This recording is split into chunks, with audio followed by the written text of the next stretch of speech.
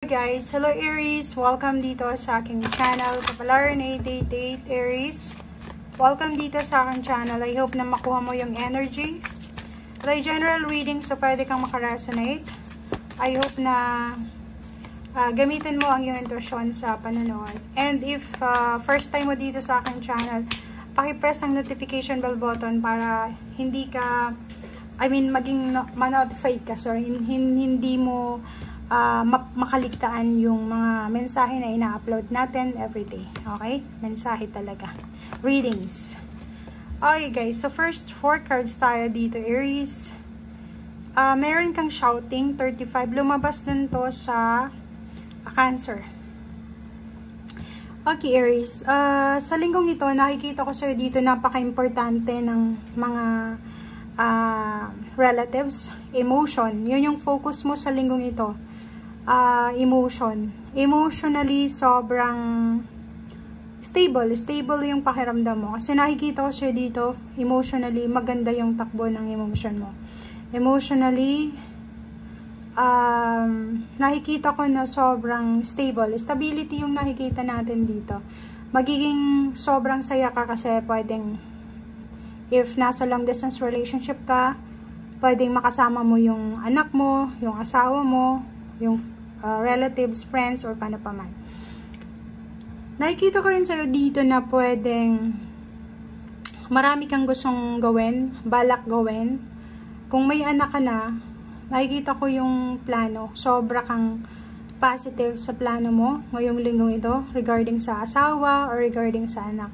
Meron din ditong pwedeng magpapakasal dahil nabuntis or nakabuntis. Meron din ditong may nag-aalala sila dahil sa nasa long distance relationship sila. Nag-aalala sila baka yung partner nila nakakuha na ng ibang partner, ganito ganyan, pero kasal sila, parang ganyan. Number 5, mag-iingat ka kasi masaya yung linggong ito, pero meron ding mga times sa gabi hindi ka makatulog, ang dami-dami mong iniisip, masyado kang nag-overthink, masyado kang advance mag-isip.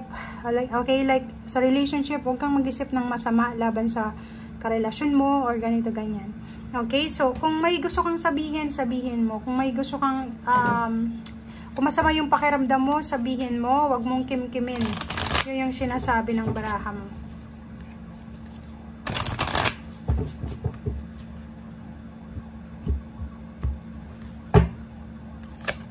Okay, great adventure. Wow. So, kami doon below, Aries, if may plano kang mag-travel sa linggong ito, or pwedeng may mga risk-taking plans, risk-taking na gagawin kayo sa linggong ito, please comment down below.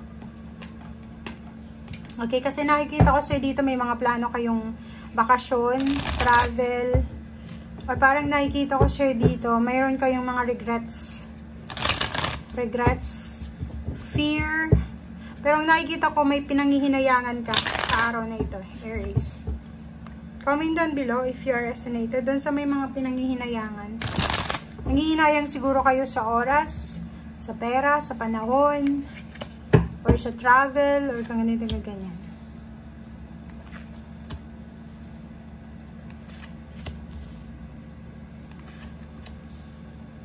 Okay guys, ang nakikita ko sa'yo dito,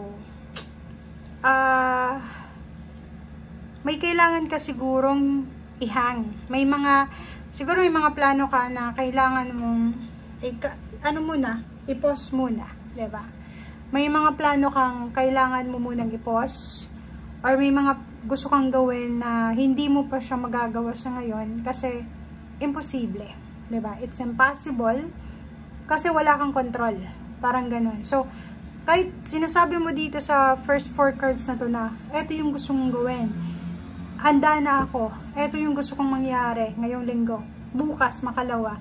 Pero once na hindi yan resonated sa kagustuhan ng universe, kahit gustuhin natin, walang mangyayari. So, kung may mga nahahang or hindi natutuloy na plano, huwag kang magalit, huwag kang sumigaw, ihang mo, 'di ba? So, if hindi ngayon, baka bukas, makalawa. If hindi ngayon, ayos lang.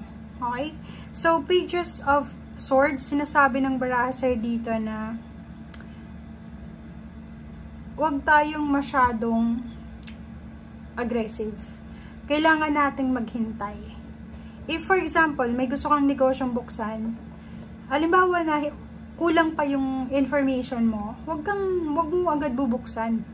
Kailangan mong hanapin, mag-research ka, alamin mo talaga kung ano to na gusto mong buksan. Parang gano'n sa bansa din. Like, okay, nakikita mo trending yung pag-abroad. Trending, ang daming mga nakikita sa Facebook o sa YouTube na, oh wow, na pumunta ng abroad, ang ganda.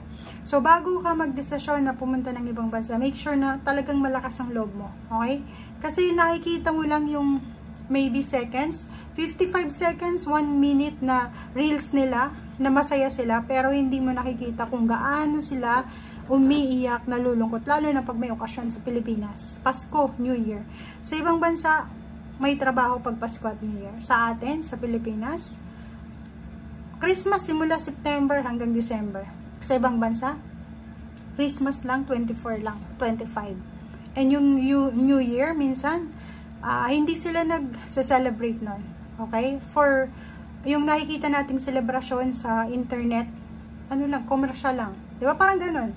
So, yun. The Lord of Shadows, 13, nakikita ko sa'yo dito na may iba sa inyo na pwedeng malulungkot dahil sa sobrang homesickness.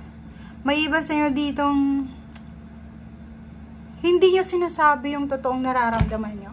Kaya nga may shouting dito kasi sinasabi sa'yo na kailangan mong sabihin kung anong nilalaman ng puso mo. Like for example, sa pamilya, mayroon kang nararamdaman na hindi maganda.